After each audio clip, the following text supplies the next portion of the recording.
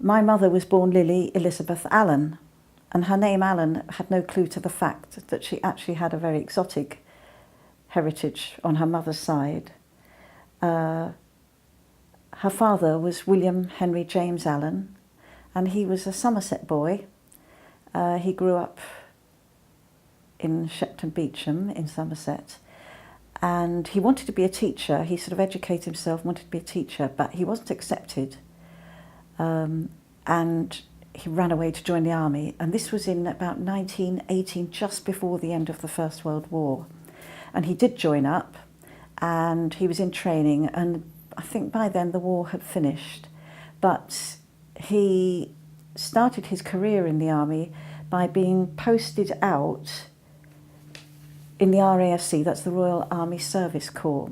He was posted out to Turkey, because at the end of the First World War, Turkey had been on the side of the Axis powers, and the Ottoman Empire was being carved up, and it was a very unstable place.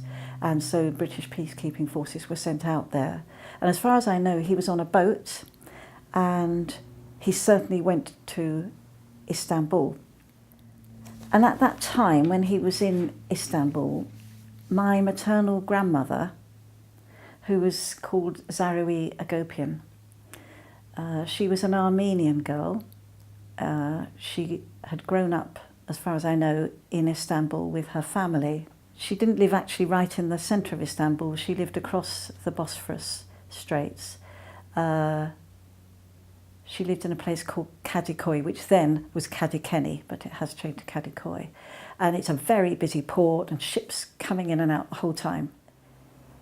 And obviously with all these sailors around, there were 3 girls, and they obviously went down to the port a lot to sort of talk to the sailors because they found them fascinating and interesting. And the sailors obviously made good friends with Armenians, maybe as opposed to the Turks, I don't know, but they were very friendly.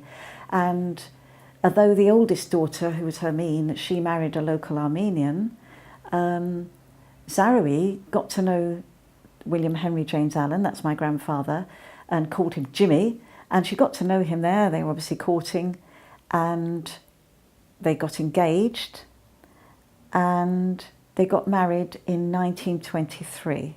And they got married there in an Armenian church, which is quite extraordinary to think that, you know, an English young army fellow would get married there.